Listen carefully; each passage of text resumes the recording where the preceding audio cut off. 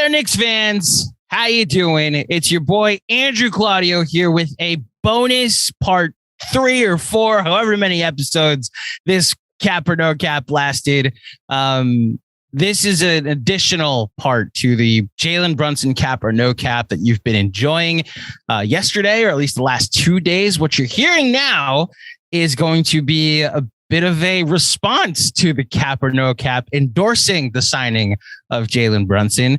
First of all, for those who are not watching this on YouTube and don't see the two gentlemen with me, Jeremy Cohen, how are you, sir? Doing great, Andrew. You know, excited to talk about Jalen Brunson, who may not even be a Knick after all, but this could all be for nothing. But hey, it's fun to talk about in the meantime. It is. And the person who might be okay if Jalen Brunson isn't a Knick after all, joining us, the host of Draft Class, available every Saturday morning on the Knicks Film School Podcast feed, Mr. Kris Pursiainen. Welcome, sir. How are you? First of all, thank you. Second of all, good. It's tired. As you know, I mentioned to you guys, had some yard work to do, but powering through, always ready to debate. You know, glad everybody now knows that you had yard work, Kris. Yes. Necessary fact that you shared. I've actually heard that the best arguments start when you've done yard work earlier. Ah, okay. You put in the work and now you're ready. You've laid the foundation for your Kris quite literally rebuttal. Was getting ready to argue you about this point. Okay. So I mean, anybody that follows these two gentlemen on Twitter know where they both stand on this. You know, from the parts that you've just listened to, how Jeremy feels about Jalen Brunson. And if you listen to Draft Class every now and then, Kris will let it be known how he feels on the topic. So I'm going to turn it over to Jeremy. And here in this final part of the cap or no cap, the Jalen Brunson plan, Jeremy, wrap it up with, or I guess the floor is yours with whether or not to sign Jalen Brunson. Go ahead. All right. Well, just some slight house cleaning. Kris, I'm really excited we get to do this because I know we've talked about this in the past, our differing opinions, but primarily I know you and I haven't really had the opportunity to kind of talk about it quite like this. It's mostly been in passing at a basketball game or through texts. So I'm excited to hear your viewpoint and for us to kind of go over that and go from there. So my first question to you, Kris Pursiainen, why do you hate Jalen Brunson? I was going to say, unless you're Alex Collins and you were there with us for Knicks Blazers that day, you would not know that we spent the entirety of an in-person basketball game arguing the merits of signing Jalen Brunson, which is, I think, just perfect to describe how you and I operate. But for Brunson, man, I think he's just evil. You know, he's wronged me personally. He steal from you? Oh, thousands of dollars. Yeah. Have you considered from my salary? So it's my real job. It's wallet focused. Okay. He hit me where it hurts. That's fair. That's a reason why not for the Knicks to sign someone. Yeah. Well, listen, in all seriousness, I just think that there are a plethora of reasons as to why I'm not jumping at the bit to outbid Dallas, who seems to be, from what we've heard reported recently, quite interested in re-signing Mr. Jalen. And the reason for that is mainly because of what we have on the roster and in quickly and how I think he's undervalued in, a player like McBride, who I think everyone knows I've been like scarily high on since before the Knicks drafted him. So I understand those two aspects, like my personal view of Quickly, my personal view of McBride are just that, personal, and they are going to impact my evaluation, but they also can't be the be all end all when a whole organization decides to make a signing. I understand that. The other thing though is just with where the New York Knicks are right now, with how little pressure we have to be a contending level squad, how, we don't need to make any final moves. And I'm not saying just signing Brunson I'm saying that's the equivalent to trading everything you've got for Drew Holiday. But, I think that we could I'll give him credit and say that his game is really, really gorgeous in regards to his footwork, his skill set, how he goes about navigating defenses, creating space, finding teammates. Like, he's a really skilled basketball player.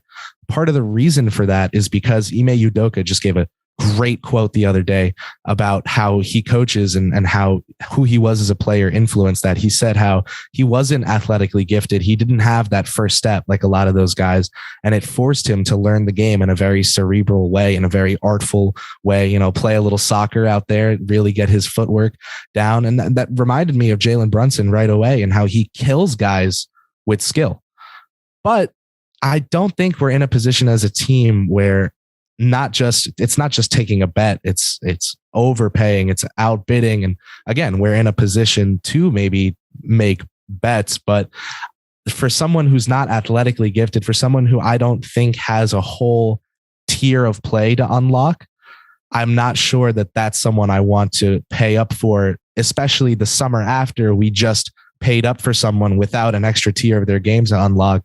In my guy, Evan Fournier, I wanted him as a floor spacer, someone to help the young kids. And Tibbs was like, well, what if RJ spaced the floor for Evan? Like that's beyond the point. I would like to see Evan used as a floor spacer. I'm not saying, oh, we have Fournier, we don't need Brunson. That would be foolish, right? Especially with contracts like Noel on the books that we're looking to move off of. I just think that if we're going to take a bet, Brunson being able to shoulder a load for an entire game of being a lead ball handler, of being a real primary guard, I would like to make a little bit more risky of a bet, something with higher odds, a more profitable parlay there, in the sense that I think we have a coaching staff that I trust with my non-existent firstborn to get him, good off the dribble and pull up jump shots. I would love to see them get to work with someone and try to unlock a new level of their game, as opposed to outbidding a contending now. We can call Dallas a contending team. They have that guy named Luka Doncic, and we're just in the Western Conference Finals. I don't know if outbidding them is the move for us with where we're at right now.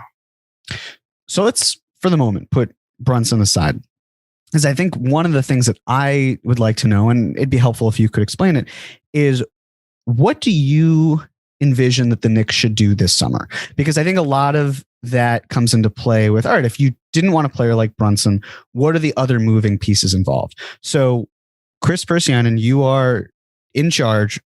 What direction are you going? What are the moves you're making? To the surprise of many, I'm looking to move Julius Randle to start. The reason for that is because I'm hoping I can get value for him that will match at least somewhat close to my perception of him. It seems from reports right now, inklings, Knicks beat guys talking that it's not exactly a home run, of a trade asset for New York and Randle right now.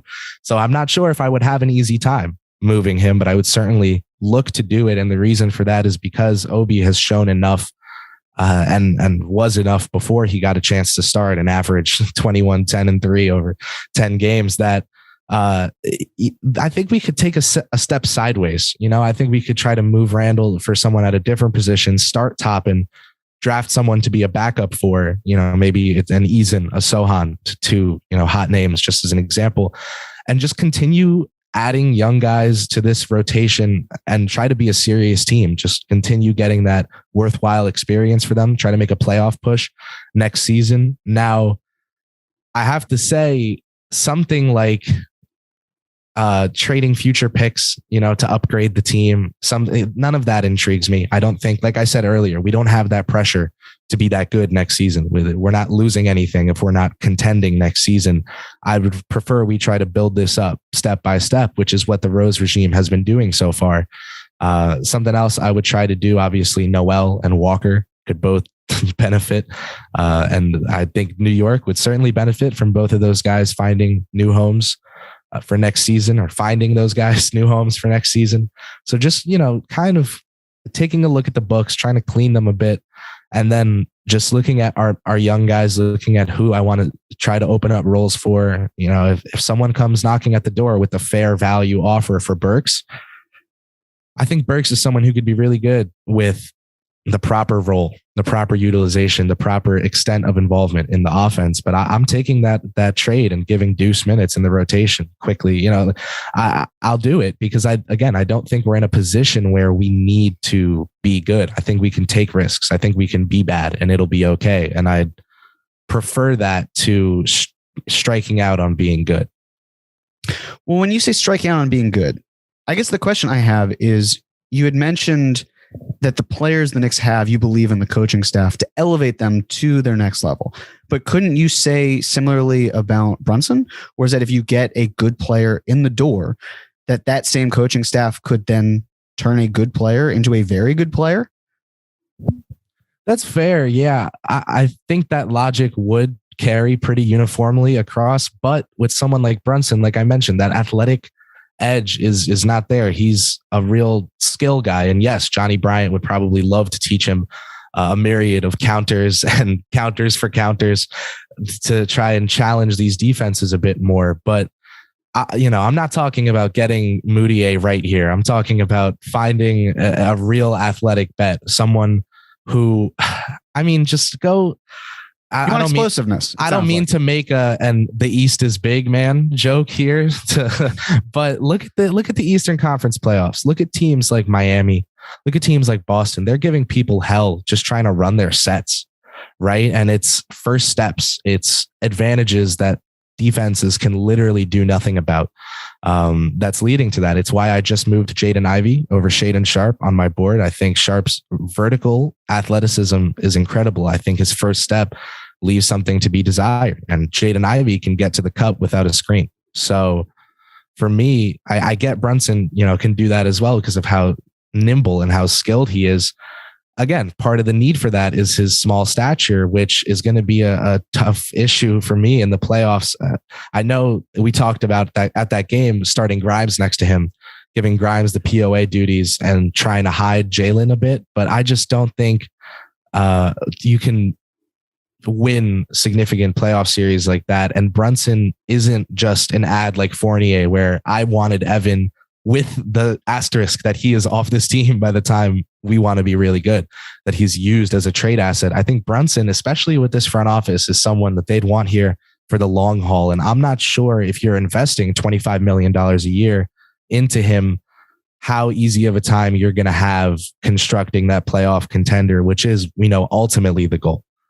Right. But then if we're talking about lower expectations and we're talking about Fournier, who's not going to be here in the time that there will be a contender, and how there is enough of a gap between now and then, couldn't the Knicks basically, by getting Brunson, raise their floor, which then makes them a more competent team, which makes them more attractive to players who are looking to move on their way out? I guess the way I see it is, and I understand why, but there is often a fixation on the price tag. And listen, as someone who does a weekly podcast called Cap Rules Everything Around Me, I get it. I understand what happens in terms of dollars. But I guess what I want to segue to is one of the players you did not mention was Derrick Rose. And now, to me, it's the thought process of where, and maybe I guess I'll turn it to you in asking this. You want to, yes or no, you want to keep Derrick Rose? I would certainly like to keep Derrick Rose, but I'm okay moving him if it results in an upgrade. For example, a couple of weeks back, I talked about how, and you instantly owned me because of base year compensation. Oh, but sorry, yeah. If something like the CBA owned you for whatever it's worth, not me. They owned all of us. It sucks.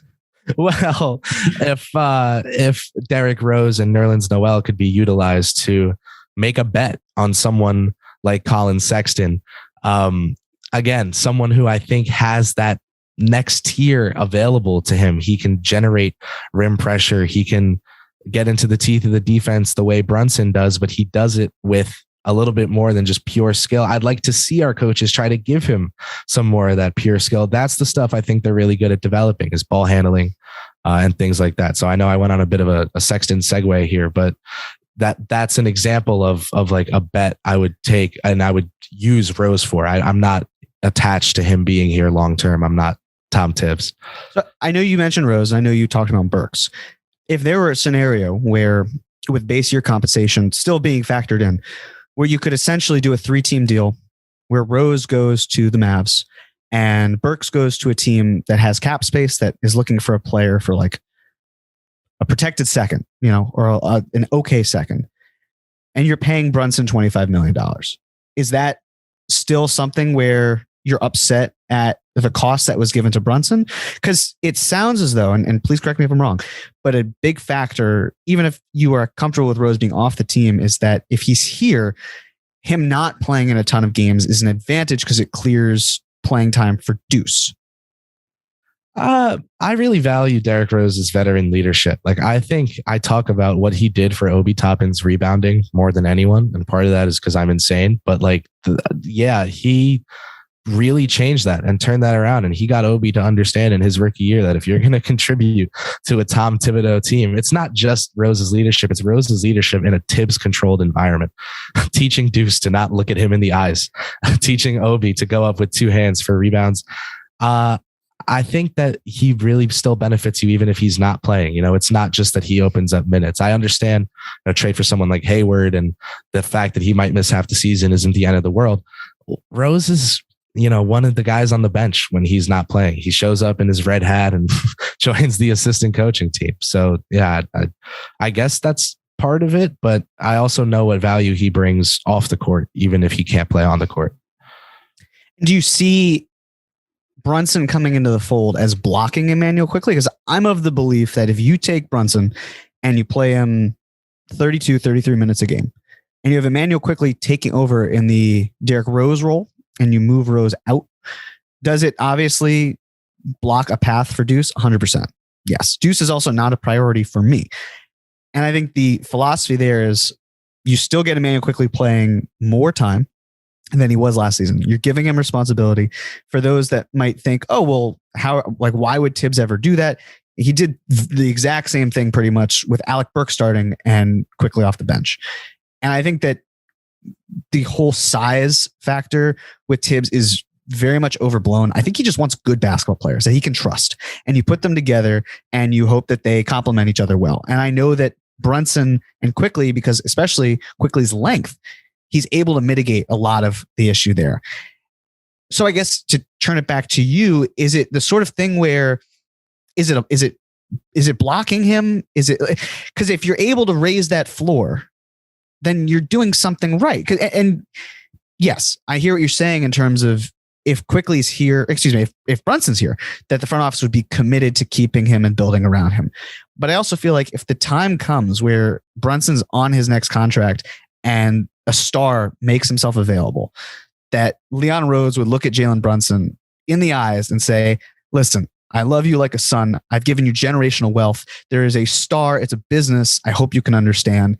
And that he would. And I also, right, like throw over the cliff, eating him over. Right. And I think it's just kind of like building up to that point, that why it's important to add a player who is talented like him. And if you're using kind of like rotation pieces, maybe a couple like the Pistons second round pick or another second round pick, it's really no skin off the Knicks back. Is that something you agree with, or do you see otherwise? I definitely think we have a surplus of second round picks that we should not be afraid to tap into. I laugh every time I open the page of our future draft control because I'm trying to figure out which picks we own and not. And it's a lot.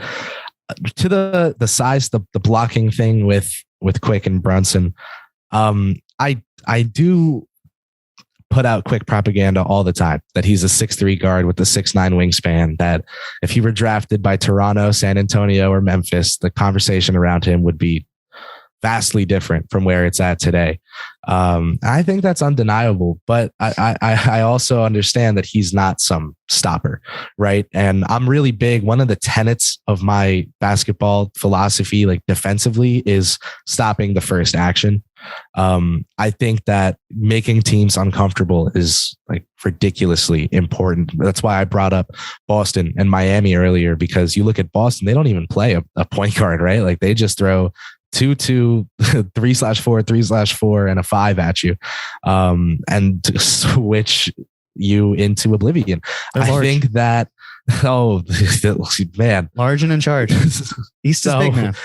I was there literally in charge of the East right now. So yeah, pains me to credit them for that. But I don't think you just generally, this is not for the New York Knicks because I'm really big on saying we don't have pressure to win at a high level next year, but I don't think you win at a high level period if your perimeter defenders can't stop the first action. And I don't know, and on a consistent basis, right? So, Deuce as eventually starting, if we have a jumbo on this team of some sort, really, really intrigues me.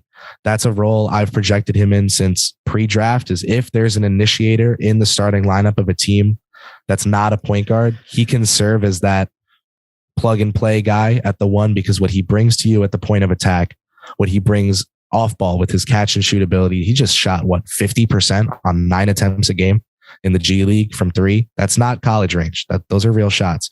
And that, I project him in that role, and I have for a while. So for me, like, part of the reason for that is because how important stopping the first action of an offense is to me.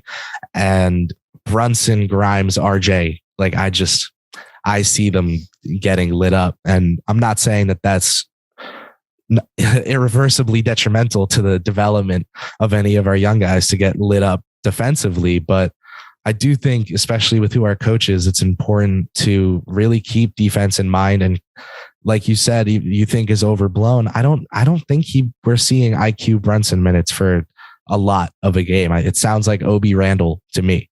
And I know it's different positions, and I know the center position has a different role in the Tibbs defense. And that comparison, if Tom T himself heard it, he would call blasphemy. But I just think that it's two guys he's not going to want to see share the court. He's going to love that excuse for Quick to play. He played 23 minutes a game this season, 19 minutes a game in his rookie season. You talked about playing Brunson 32. I think we're looking at about 18, 20 minutes a game for Quick at that point. But he's not going to play. The better basketball player of those two is Jalen Brunson right now. But he's not going to play him that low of a number. Like, he's not going to go backwards with him. And when I say they'll play together, I don't mean it's like they're, handcuffed to one another. I'm just saying there will be times where, like, we saw Rose and Quickly play together down the stretch. Like, you could have 4 or 5 minutes here in one half. You could have 4 or 5 minutes in the other half. You can find a way to make it work. I just think that what Tibbs did last year has scarred so many people that the idea of playing players who should see time together, like him just completely forgetting about that, has just scarred fans. And I get it. I understand why, but it is different because if you have multiple ball handlers who can create for themselves, who can, pull up, who can play off the catch and shoot, that is something I think Tibbs cares about more than how can I play Randall and Obi together because they're going to get crushed on the glass. And, you can switch, but neither of them will. Obi's okay at protecting the rim, but how do you get them to work together? So I just think that there's a significant difference between the two. I understand why fans might think otherwise, but to me, it's just, I think we'll see more. We'll see more of that tandem, far more than we would have Toppin and Randall. I agree with the scarring point completely. I've had it suggested to me that we just flip 11 for Brogdon because Tibbs isn't going to play the rookie anyway. And I'm like, this man has y'all in hell. I think people are scarred, right? But I do agree with your sentiment that he's biased towards good players, right? It's a famous quote of his. We know Tom Tibbs just likes good players, but I also know that he had Rose at least fighting on defense last year. I wanted Fred VanVleet, talk about a short guard. I know he's a little different play style wise from Jalen, but in terms of what kind of signing he would be, maybe the numbers look a little similar. That's someone who I was in on. We needed a guard to get the ball out of Randall's hands, as the last season certainly showed. And that, because he brings it on defense, because he's not a Peyton at the point of attack, I was in on that, right? He's not a traffic cone out there, but Brunson, man, I admit that it's a bias, but like for the way I view defense in basketball, like even coaching the fourth graders back in high school, I was like, you need to like blitz the pick and roll. You need to stop that first action, and get the offense to be uncomfortable and force them to do things they don't want to do. and take shots that the defense can consider a win. I think Brunson on the court guaranteed for 32 minutes a game. Those starting guards are going to get a lot of shots that they think are wins for their team. And that's just not optimal when, like, if that's going to happen, I'd like for it to happen and I go out swinging. I'd like for Colin Sexton and IQ to be the starting backcourt with IQ running the 1, Sexton the 2 on offense, but switched for defense, and you are what you guard. So yeah, I would get Colin Sexton the 1. Like that swing on his athleticism, and I keep bringing him up because I do think he has more to his game. I think he's a fantastic passer, really talented and skilled passer. I would rather go down on a swing like that than paying up on what is supposed to be this sure thing that I think, we just don't have Luka and Randall's not that. And that's just not that he's supposed to be, but the drawbacks are a little much for me.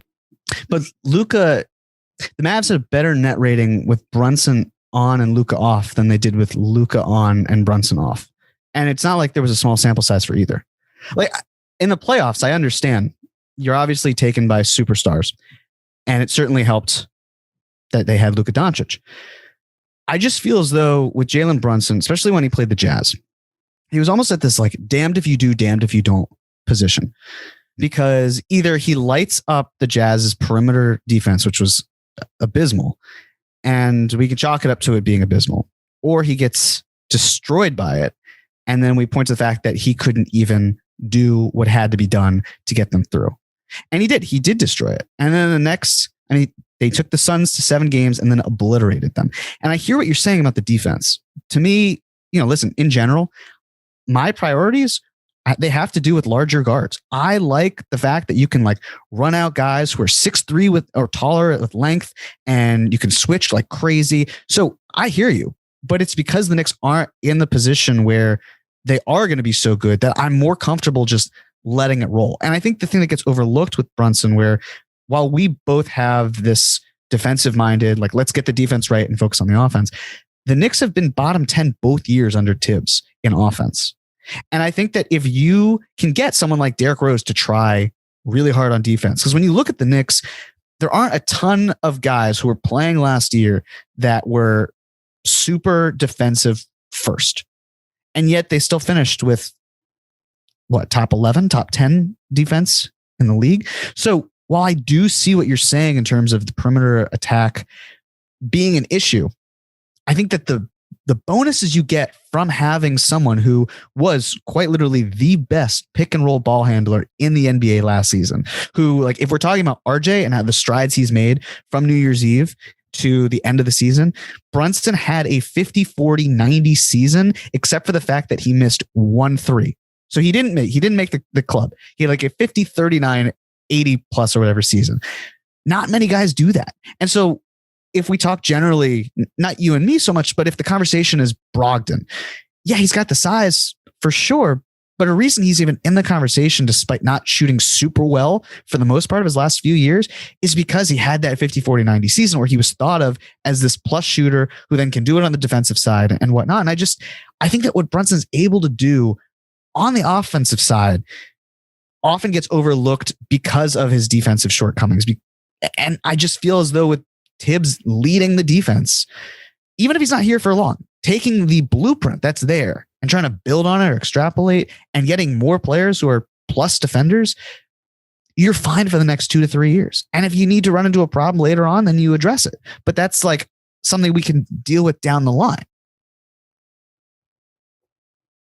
We're definitely employing some of the same logic in the sense that, like, you and I have both made this case that the Knicks don't have to be super good next year and they can afford to take hits in some aspects of their play style.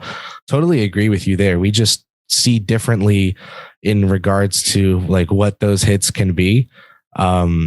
For me, like, I'm still not over how, like, I just, how I feel about Emmanuel Quickly, right? I think that the numbers show, especially, you want to get into the advanced ones, that his metrics this season as a pick and roll ball handler, as a drive and kicker, were really good. And that, thunderstorm, that he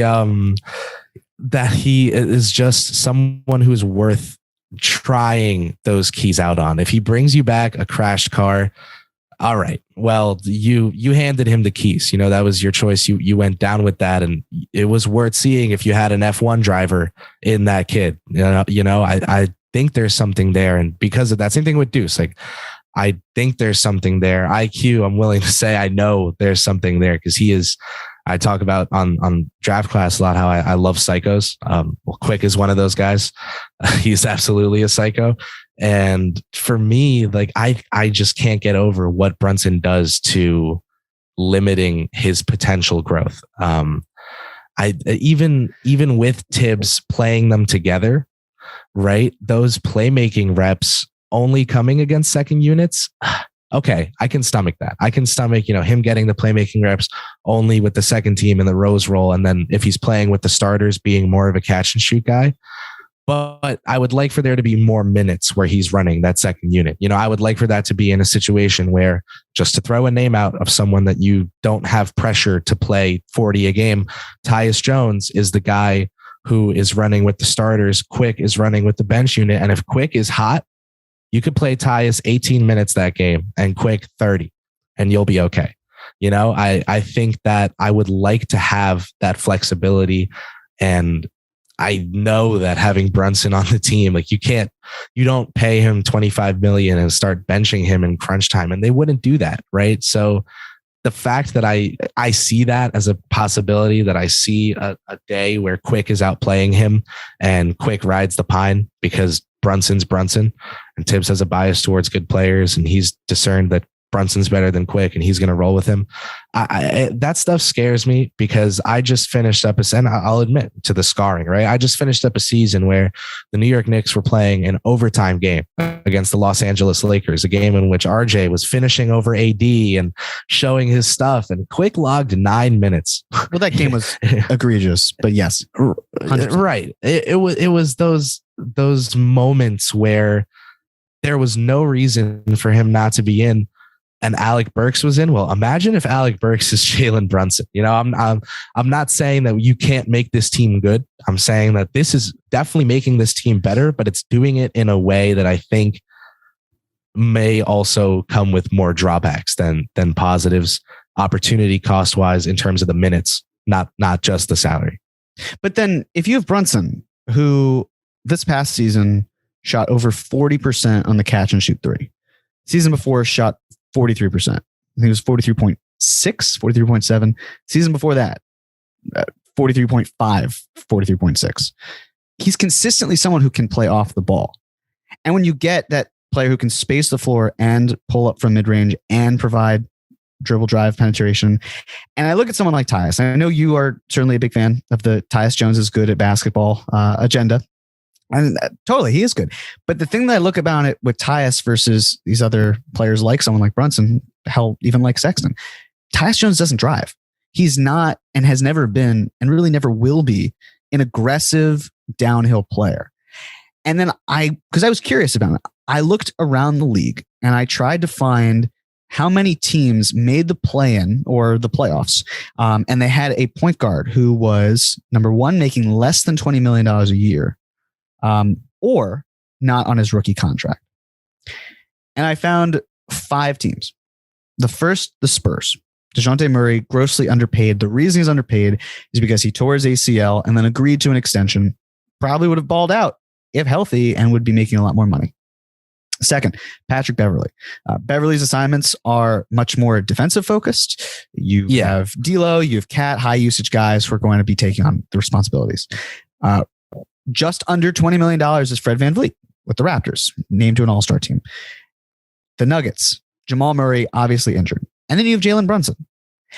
And so it goes into the thought process. I understand that 20 million and 25 million may seem like a lot.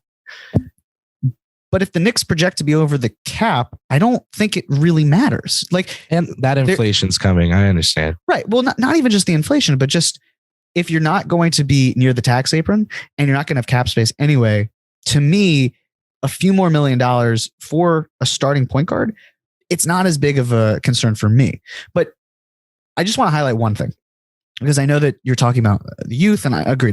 We're on the same page. We want the youth to succeed. But can I read you a tweet and get your thoughts on it? It's my tweet. I was waiting for the Chuck McGill moment. Let's hear Chuck McGill. No, it was the Rangers tweet, which I actually really liked. It was, all right, I'm going to step up and be the person to say it. Our Knicks fans seeing how much playoff experience is affecting the development of Rangers young guys. Stop denying the playing is important, games matters, and crying while asking to tank every single year. And I 1,000% agree with you on that, right? Like, there are a lot of fans who I get were really upset with the fact that the Knicks didn't tank. And yet they then played their younger players against decent to good teams and they were winning. And it's like, hey, RJ, could you stop going off? We need to increase our lottery odds. It just wasn't going to happen. Right. So I was 100% and still am 100% with the thought process. What I wanted to ask you about, though, was when you look at this Rangers team, and I don't want to shift too much into hockey versus basketball, but like, I think it's 7 of the top 8 of their leading point scorers this season were veterans. And now it's like the kid line is doing great. They are thriving, whereas, maybe Panarin's hurt. He's just not doing it. Kreider obviously scored 52 goals in the regular season. He's been better of late. But the thing is, like, the veterans are still would have gotten the Rangers to where they are, and the kids can then piggyback off of that and exploit teams that are not as good, especially maybe if they're not playing against their best lineups. And I think about with the Knicks, it's like 100%, Chris, there's no reason why the Knicks should keep trying to tank. But then the opportunity cost is what? Maybe like if you add Jalen Brunson and you make the playoffs, you've made the playoffs. You're taking that next step back to being competent. Right. Whereas if you don't get Brunson and you fail, there's at least a silver lining. It's disappointing. Don't get me wrong. And you'd certainly have people saying, why, more people at least, why did the Knicks give Jalen Brunson a contract of X amount? But that's where it was like, it kind of clicked for me, where it's like, yeah, 1,000%. The Knicks need to do everything they can to keep winning without like eliminating the stakes. So there's no safety net next year. But then wouldn't that be a way of adding good veterans in the building? And I don't know how you're really able to do that. Like, if you see a player like Brunson, he says, I want to come to New York. I don't know the last player like Brunson who has said, he's looked around at the Knicks and said, this is a team worth playing for. And so it's not so much like choosing beggars, but it's just like, maybe it's a start where you can at least go from Dennis Smith Jr., a second round pick, to Derrick Rose and Alec Burks, to Jalen Brunson, to sticking with Brunson or something completely different. But that kind of mindset is, I guess, where I am mainly at. For sure. I get you. And I agree with your agreement. I think that sentiment is important. Right. So I was, Andrew's dying there, but thank you, Jeremy, for agreeing with me. I agree with you that you agree with me. Yes. Well done, Chris. Always. For me, that guy you brought up, and this was going to be my last point, was that I haven't even brought up the guy who I am not obsessed with, but many would think from the quantity of tweets I have spreading propaganda about him, talking about going out swinging, right? Well, giving RJ some playmaking reps is part of that for me. And I just don't know, especially with certain small birds tweeting that Randall might still be around, that I just don't know where those reps come from. Right. So, IQ is for me where I started the concern with. And the reason for that is because he actually needs those playmaking reps for him to reach that ceiling. Right. But RJ, that's already part of his game. We kind of take that as part of his game. And unless Randall's going out and Brunson's coming in, I'm not sure how realistically, without picking one of Brunson or Randall to really step down. And we know if Randall's back, it's because he's accepted a reduced role, right?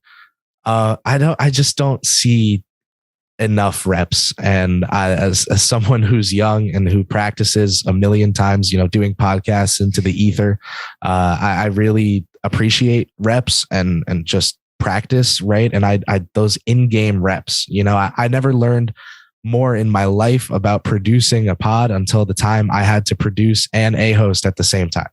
And I was behind the board, hosting the show, doing the levels like a madman. That's when I learned the most about producing. For me, I want RJ to be running across hot coals. Really, I want him to go into the fire and have this chance to fail, because I think this year is a big chance for him to fail. I think it would be, not the worst thing if we gave him reps and he failed. Really? If you're not, no, I don't think that would be the worst thing. If you went out swinging on RJ being a play, like if RJ was starting and you gave him playmaking reps, like more of them, and it didn't go how you wanted, but by the end of the year, you saw some significant improvement. No, I don't think that's the worst thing in the world. But then wouldn't we say like there's no consistency with RJ? He only turns it up when, games maybe don't matter as much. Because the other thing, just as you're saying it, so I understand the idea of prioritizing quickly, but if quickly starting, isn't that also taking reps away from RJ? Because you need, but quickly's not going to have that ball dominance that Brunson would. Sorry to cut you off, but no, that's fine. But Brunson's also going to be playing off ball, like I've mentioned, because he can do that. And also, if we're talking about still finding a way to prioritize Brunson, then that's why I have him in the second unit taking on that Rose role, because then you can get someone who can just low key handle consistently. Because who are you really going to have in the second unit hypothetically, right? Like Grimes, Cam. Like Cam could be that secondary type of player, but he's not going to run the offense. They're not going to have a 4 who's running the offense. So that's why, to me, it's like it's a promotion for quickly, because you can fail if you want, and you don't have to deal with failing against starters. And I don't think Quickly is going to fail. I want to be clear about that. And what was so great is that towards the end of the season, he finally learned to drive, right? Like he was averaging, I think, 10 drives a game. Gorgeous. Which is everything that we've wanted, drive, finish, beautiful. And he's starting to take that next step. And that's where my fear is, where it's like, yeah, you want to, for the analogy, like have someone drive the car, see if they can do it. Well, like if you give Quickly the keys to an automatic, maybe he does it. And that's the backup spot. But maybe if you give him a manual, like a manual car, and he doesn't know how to do stick, then how does that affect his confidence?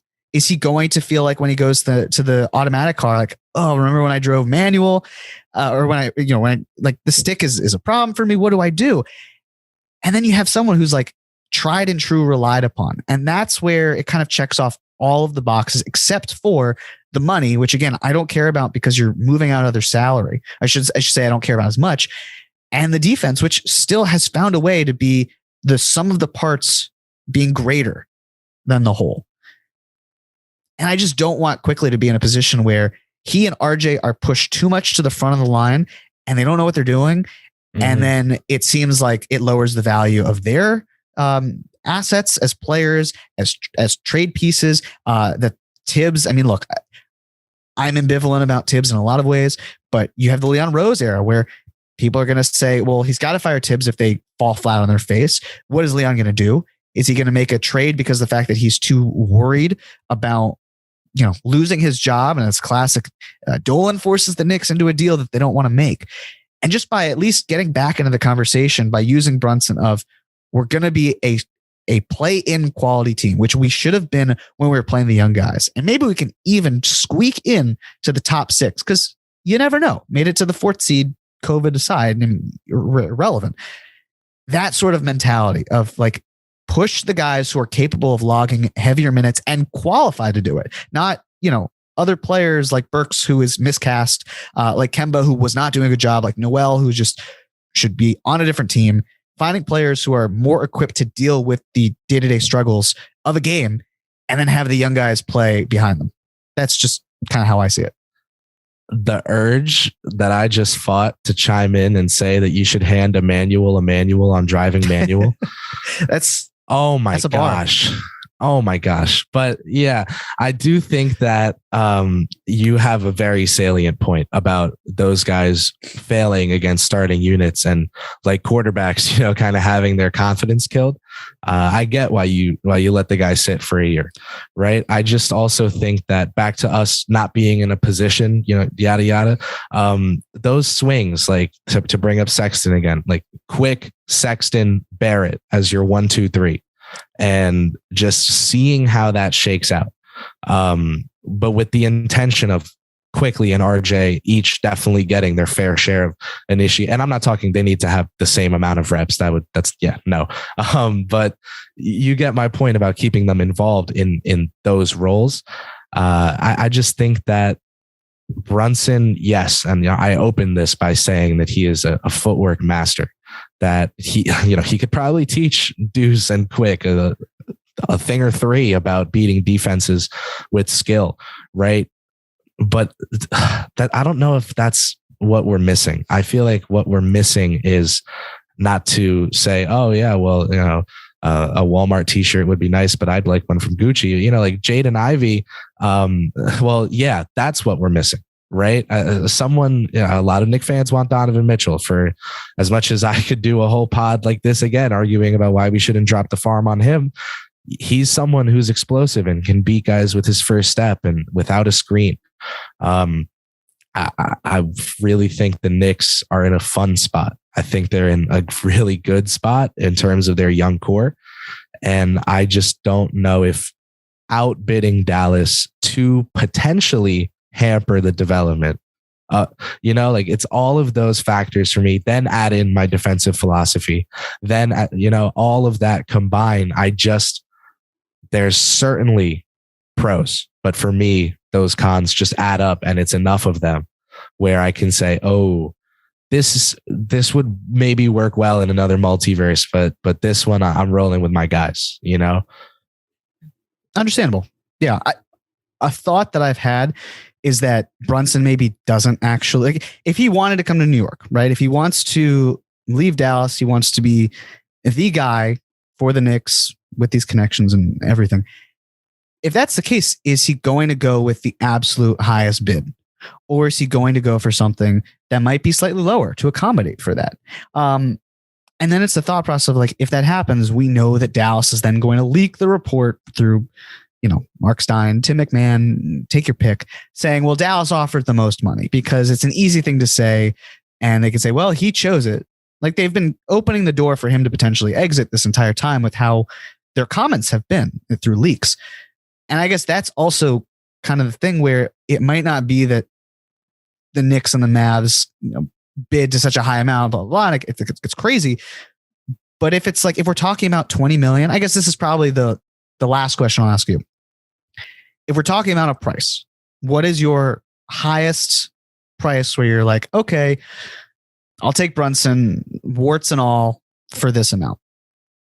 I think, you said 20. I would say after that playoff performance, especially, and I know I was one of the people who credited him for the performance against Utah, but also said, hey, let's wait and see him against a good defense. 22 is a number that I think the league would look at favorably long-term, that I don't think we would have a problem slithering out of that agreement, and flipping him somewhere else, maybe a sign and trade, maybe whatever it is, an all-star player comes loose and we can finally use some of those surplus draft picks of ours along with him. I understand that as well, that he would have value going forward. I just think that the conversation before the playoffs was 18, 20 and shifted to 25, aka 100. If it's 488, okay. And if the move involves, moving guys, I don't think Dallas is taking Nerlens, but some others. Yeah, right. Okay. This can be spun in a way where I look at this and go, okay, I like how the Knicks went about this, and this can be productive. For sure. I'm not saying signing Jalen Brunson is this harbinger of doom for the New York Knicks. The beginning of the end. Yeah, it's a sign that they ostensibly have no idea what they're doing. No.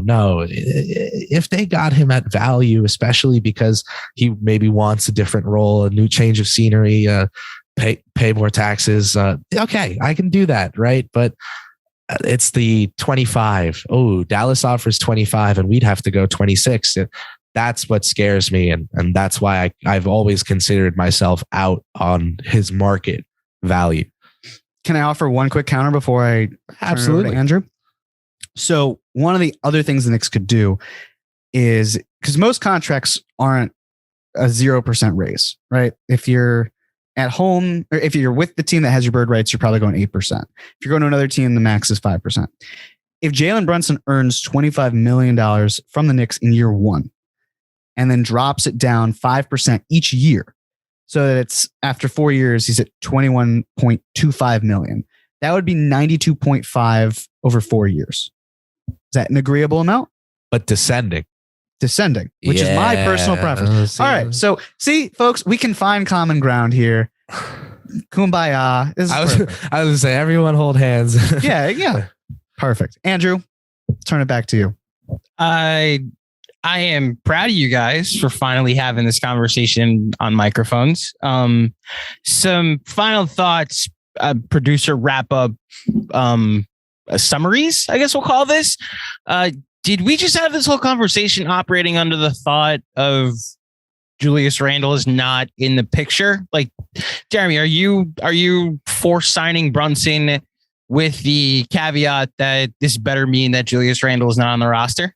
100%. And I'm with Chris on that, where if you do bring Brunson into the fold and you have Randle firmly planted or supplanted on your team, then you're going to run into some more issues, because then you're dealing with too many high usage guys, too many mouths to feed. That's the beauty of Obi, where he can be so creative, where it takes the pressure off of the ball handling, which then shifts onto Brunson, onto RJ, onto whatever two guard is there, whether it's Fournier, Grimes, or another player. But yes, it would be uncomfortable to have Randle and Brunson on the same team. And then Chris, the idea of Brunson and Randle obviously bothers you.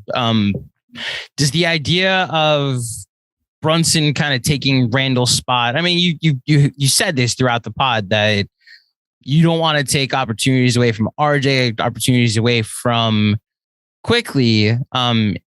Is it safe to just say a summary of your stance on this is like, if they get rid of Randle and sign any veteran point guard that really is just more the other half of the point guard minutes, that is your stance on this, that your take is less anti-Brunson and more pro Quickly? Yeah, I think Quickly and my view on him, my personal view on Deuce, my personal view on Quickly, my personal view on RJ, absolutely factors. I think that, you mess up at the start of I know this is a little more distant for you guys. Sorry. You mess up at the start of a question at a math test, and then you mess up the whole way down, and you still get credit for doing it somewhat right. The process. Yeah, exactly. So it's about, that maybe I'm wrong about all of these guys, right? But I'm going to do things based on my views on them. And also just, I definitely had the conversation under the potential that Randle might be back, because that's what it sounds like. How much does Tom Thibodeau being the head coach factor in for both of you? That whether what does Brunson fit in a Tibbs situation, or are you both operating under the idea that you're signing Brunson or not signing Brunson with the thought that Tibbs is not here for the foreseeable future? It's irrelevant for me. Okay. It's just getting good players in the building. And I know that there are also the connections between Rick Brunson and Tom Thibodeau, since they coached together. So I'm sure that would play a part in it. And, maybe a reason on top of other reasons why the Knicks did not fire Tibbs. But whether he's here or not, he's a useful player who can do good things for the Knicks. And that's the bottom line. And then Chris, I want clarification on this, because you did say this and it made me pause, that you want to give RJ as many playmaking opportunities and you'll look at it as a positive, even if he fails. And wouldn't that be a step back if you give RJ all these opportunities and he ends up failing? Like, wouldn't the idea of RJ Barrett being a failure be like, whoa, we should have added more talent when we had the chance? Reason I maybe I should have definitely should have specified this, but when I said that, I definitely meant within reason. I didn't mean employ him like Fizdale did point RJ and just like let him vibe out, hey, let's see if those assists happen. Yeah, no, I think that it's all within reason. I think that if RJ gets more playmaking reps and it doesn't go too well and he scales back down to what he was doing last year, like that just wouldn't be the end of the world, was what I was trying to say there. It's why I'm kind of curious, Chris, because I think I have come down on the pro Brunson side of things, but I'm not I'm definitely not at the point of outbid Dallas for him, but like Jeremy did cite all those off-ball shooting stats, and wouldn't that still allow you to give RJ all of those opportunities? And he's not kicking it to Kemba Walker. He's kicking it to Jalen Brunson now. Right. Yeah. This is where your point about who the coach is, like, this is something where I think about it. So do I think you should be making basketball decisions? And the final question you ask yourself is, well, would Tibbs want me to do this? Or no, that cannot be how you operate. Right. And I think Knicks fans can by and large agree that although a relationship with the coach being well maintained is important, you can't literally just sacrifice your own desires as a front office to appease everything your coach wants, especially if your coach is Tibbs. I do think, though, that at a certain point, we know Tibbs is the head coach next season. There is a little bit of maneuvering that has to be done. You know, for example, putting Noel back on this roster and expecting him to play Jericho over him is probably not something that's going to happen, which is why we all talk about wanting to find Noel a new home, because the front office had to beg Tibbs to not play him and to play Jericho instead. So things like that, that's where I would bring up that point of yours about who our coach is. Well, speaking of the front office, Jeremy, I'll wrap up one of my last two questions with, are you at the point with Brunson that, I mean, if they got outbid, they got outbid, or if he wanted to go back to Dallas, that's fine. But like imagine he ends up on a different team and the Knicks, like there's a number that you would have been comfortable giving him and the Knicks don't get him. Are you then going to turn some of your, if you have any animosity in you, Jeremy, would you turn your animosity and disappointment toward the front office? They couldn't bring in a guy that literally is in a quote unquote family tree of the front office.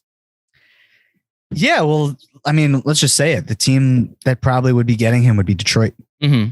And then it's the philosophy of like, all right, yes, how is it that the Knicks, a team that had finished with a better record than Detroit last year, that obviously the Pistons have Cade Cunningham, but if you're Jalen Brunson, you're going from Luka to Cade in that it's not so much a heliocentric player, but it's like, was it really money? Were you sold on something similar to what Jeremy Grant was sold on? Why is it that New York could not get him in the building? And if he just said, I didn't want to be in New York, understandable. It'd be more, why did he want to go to Detroit? And then it would be the thought process of, if you are the Knicks and because the big thing is it's going to be blamed as cap space, right? Mm-hmm. The Knicks didn't have the cap space. Then if you're New York and you wanted to be in this situation, you probably shouldn't have held out at the deadline when it involved Cam and Burks and Noel going out. Yeah. And so that for me would be the moment of reflection where it's like, maybe you guys flew a little too close to the sun. Maybe you tried to be too greedy and you weren't able to get a player. It's not so much arrogance, but it's greed that then prevented you from getting better. And to kind of, with John Schmeelk, we talked about no man's land. This wouldn't put the Knicks in no man's land, but it'd be a pretty good argument for why they are in it. I still don't think they are, but at least it's all right, cool. You're comfortable with not a whole lot necessarily changing. That's fine, but you have to ace the draft picks and you need to look like you're on the upswing because you did a great job year one, took a step back year two, need to show some sort of improvement in year three, both on the court and in terms of win-loss record.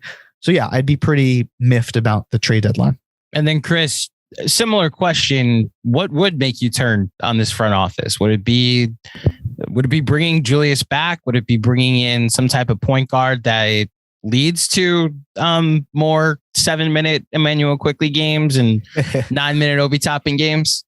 So I think everyone knows I really love this front office. It would take some real malpractice from them to lose my trust. I just love how they go about things. I love how they operate, but doing something like not bringing Randall back, but being so desperate to bring Randall back that the Westbrook is a Knick next year, oh geez. Yeah. Right. So like getting desperate to a point where they're like, oh, we just need to do something, no, they've been ridiculously methodical. They've been ridiculously obsessed and adamant with winning every single transaction they begin, right? And even if it fails, even if it backfires, see the Nerlens Noel contract, they went down swinging, right? And I admire that. I think that dumping Randall for Westbrook and Taylor Horton Tucker is just not going to be worth it at all. You know, so something that says, oh, we messed up real bad, it's time to just dump it. I get the sunk cost fallacy. I don't get doing something more detrimental just because people don't like thing A and want thing B instead. I don't know. So then last question for both of you. That's Tibbs. So your 10-man rotation for next year, your ideal 10-man rotation for next year. Jeremy, we'll start with you. Are we doing trades with the draft? You have made you are in charge. Ooh. If you want, what do you want to see as your 10-man rotation? Jared's within reason. Like, don't say Luka, Ja, Steph. Like within reason. Your 10-man rotation next year. All right. So let's go with Brunson. Okay. Starting point guard. Still, I don't love the fit at all, but I have to go with Hayward just because of the fact, for reasons described earlier and what he could yield in terms of consolidation and other assets potentially. RJ, Obi, Mitch, and then off the bench, IQ, Grimes, Cam, Melo, Sims, and I've got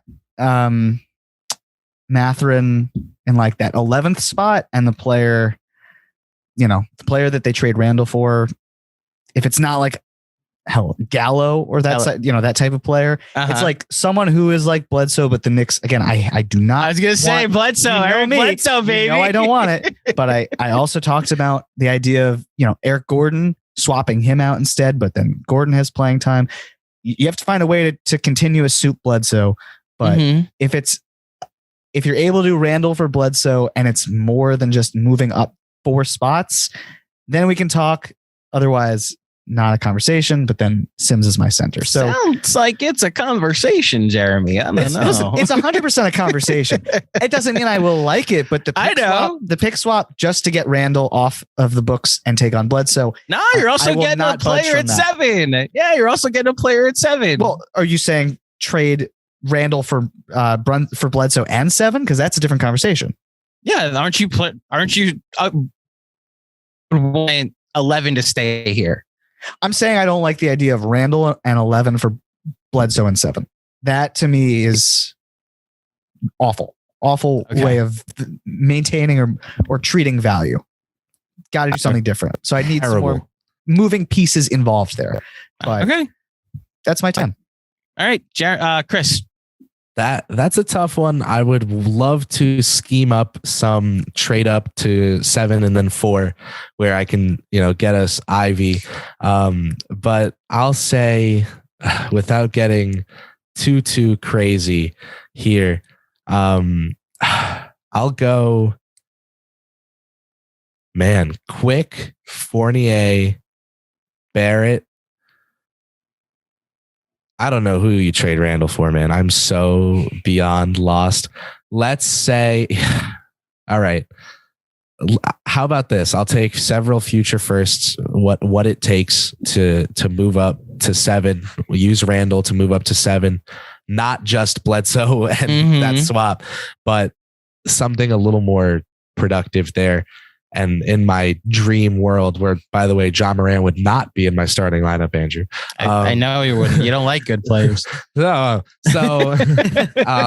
I will say that we traded up to 7, use Randall there, and then use future firsts, get up to 4.